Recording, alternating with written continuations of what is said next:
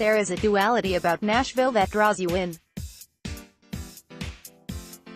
On the one hand, the city is a fabulous, brightly colored museum for country music, replete with all the bells, whistles, and Elvis Presley Cadillacs you could shake a pair of blue suede shoes at. On the other, it's a thriving modern city of creative innovation. Still home to America's songwriting community, musicians who live and work here, including Nashville's creative elite, the likes of Dolly, Parton, and Keith Urban, have learned how to make musicianship work for the era of streaming and downloads. Today's creative community still benefit from the southern delights of fried chicken, done incredibly well, but they have a raft of fresh and seasonal, healthy, destination restaurants to grace it, as well as the city's vibrant hipster community feeds from change. Part of a longer trip. Here's how to do Nashville in a day. Experience the cultural power of country music at the historic Ryman Auditorium, with its church pew seating and steeped history. Visit the Musicians Hall of Fame for a slice of memorabilia pie, then drift over to East Nashville for a meal at Nashville's best restaurant, Husk. Ask for directions to the dive bar around the corner and enjoy one for the road before jumping in a cab to the honky-tonk bars downtown. There you can dance to live music from authentic Nashville songwriters well into the following morning. How would you describe Nashville to someone who's never been? A riotous trip through music's history that's so vast, it can feel overwhelming. In terms of the musical attractions, refining your to-see list before you land is crucial, as it'll largely depend on your sonic interests. The rest, like the food and drink, is best fitted around your hit list of musical wanna-sees. For instance, if you're into rock but not country music, you'll have no issue swerving the Country Music Hall of Fame. Locals swear by it, but for non-Americans it's incredibly niche. As a city, Nashville is typically US in that there isn't much of a culture for walking. Midtown, though, where most of the city's museum-based attractions and bars are, is walkable. Don't believe a word the concierge say. A trip from a Midtown hotel to the downtown nightlife of the honky-tonks is a rewarding experience on foot, as the bright lights sharpen into focus. More generally speaking, the city is alive with songwriters who largely ghostwrite music for famous recording artists, preferring the quieter life of the South to the buzzier American coastlines. It's easy to speak with these artists in informal hangout spots, and because the city as a whole has a local feel, stumbling upon hidden gems feels far easier than it would in a city far bigger, like Los Angeles or New York. Who are the key local musicians, bands and labels? Nashville's famous Music Row isn't immediately tourist-friendly. Essentially a sprawling mass of music studios the likes of Decca and Parlophone, the district is still very much the business hub for music and bar-gopping at label signs in front of office blocks, and it can feel a little soulless. There are a couple of ways to experience Music Row from the inside though. One, which is newly opened, is the Imagine Recordings experience. Imagine Recordings now invite visitors into their actual Goldfish Bowl studio to sit in on live recording sessions with artists. When we visited, an American Idol contestant, no one seemed to bat an eyelid at who she was recording her new song, Hey Boy. It was a straight-up pop country bop for a teeny bopper audience. We sit in with the live drummers and session guitarists, and our headphones are wired up to the cues from the mixing desk. At around 90 minutes, it's a revealing insight into studio life. A poke around the backstage studio area, which is all a working operation, will feel valuable for recording geeks too. For a more classic studio experience, take the tour of Elvis' favorite studio, RCA Studio B. Will you sing along with me? Asks our guide as we step inside onto the original brown parquet flooring Elvis recorded on. His original equipment is still here, including his favorite piano. Later the guide plays Elvis songs and dims the lights in what could have been tacky, but actually had a haunting, creative effect. For a microcosm of Nashville's music culture, visit Third Man Records. We say this in the sense that contemporary and classic music fuse together here. Recording artists go to cut new music using traditional methods. This is one of only 2 studios in America where artists can record live sessions onto vinyl using 1950s technology, a lathe vinyl cutter. U2 popped in recently to do exactly that. Jack built the room, Third Man co-founder Ben Blackwell says of his uncle, Jack White, whose studio this is. With his hands on his hips, staring out into the lemon-yellow multifunctional recording space, fit for video making and song recording, which had a pretend taxidermy elephant head on the wall, Ben shares his uncle's eccentricity. It's the coldest place in the office, Ben says later as we walk past a taxidermy penguin on top of a fridge, surrounded by more taxidermy, this time what looks to be a taxidermy buffalo. Later on the tour we walk past a gumball machine. Don't tell anyone, Ben says, scooping one out without inserting a coin. It's my little secret. What's the best venue to watch live music? Touristy and a genuine rite of passage for local musicians, Nashville's honky-tonk bars feel somewhere between the aesthetic of the Las Vegas Strip and the culture of Broadway.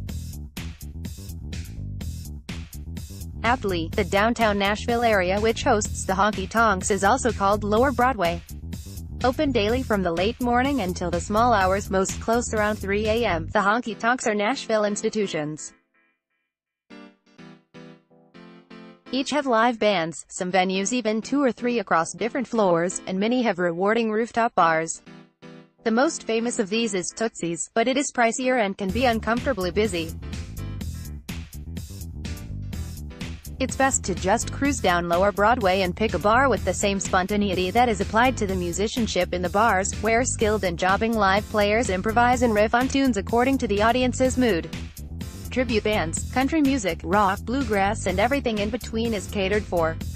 The Bluebird Cafe is the best chance to get a personal experience with successful songwriters. Nightly, their 2 in the round shows, 6 p.m. and 9 p.m., feel remarkably intimate. 4 songwriters will sit in a circle and play the songs they've written for other famous musicians. You'll recognize a good few and won't believe the guy you're seeing wrote that famous Bruce Springsteen track, Say. The inner song banter is priceless too, but booking in advance is a must. The Station Inn is also unmissable, with its weekly road of diverse musicianship in a true local setting, where you're more likely to find a greater cross-section of true Nashville people than you are in the more hyped honky-tonks. What's the best club? Clubbing isn't the operative word in Nashville. But the dive bars of East Nashville, and across local neighbors Five Points, Midtown, and Wedgwood, Houston are all well worth exploring without a particular agenda. The one clubbing exception is the LGBT scene, who hang out on Church Street in Midtown. These queer clubs feature an array of live drag performances, and run until at least 4 a.m. with friendly and inclusive vibes. Where's the best place to buy records? The independent record store at Third Man Records only sells cuts from the musicians on their label, such as the White Stripes, obviously, but for unique cuts and collector sleeves, it's a great spot. Grammy's new. Go to the Great Escape in West Nashville for more of an assorted collection, where you'll discover serious bargains if you're willing to dig deep. Where are the best places to eat? If you think fried chicken when you think Southern American food culture, you'd only be partly right. Nashville has its own particular brand of fried chicken, called hot chicken, which is as it sounds. Go to Hattie B's, there are a few across town, you'll have to queue, and try the XX Hot as a rite of passage. Husk, the hometown restaurant of famous American chef Sean Brock, rethinks fried chicken for a more discerning palate. It's a lighter batter, it's sustainable chicken, it's served with clever seasonal plates that still have that Americana tinge. Think greens sautéed with a little fat from the meat, fresh Cobb salads, and experimental cocktails in a homely setting.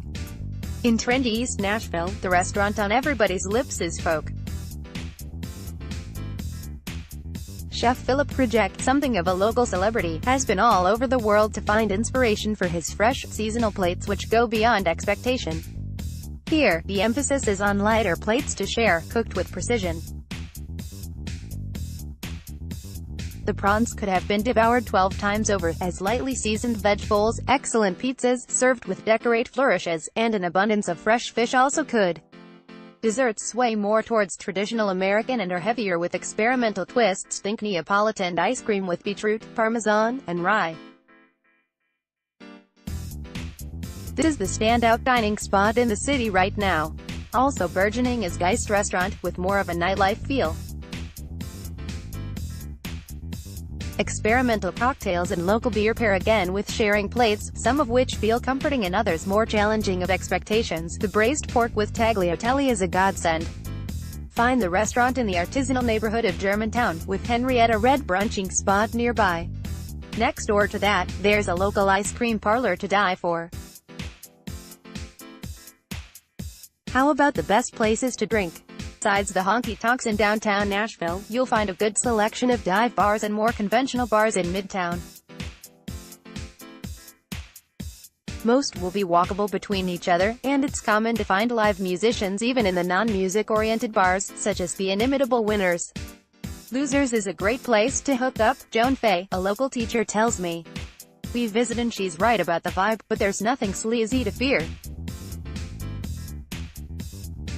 The indistinctive 5 Points community is great for local dive bars, but isn't anything special. More distinct is the Wedgwood Houston district, with its independent craft distilleries and hipster bars selling strong cocktails and gourmet takes on junk food. We love Bastion for its industrial vibe and solid nachos, a short walk from the Nashville Craft Distillery, which run short tours and tasting sessions.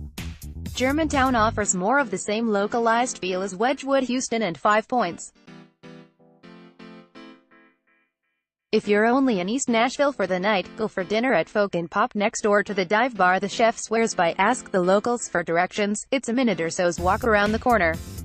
Who are the local heroes?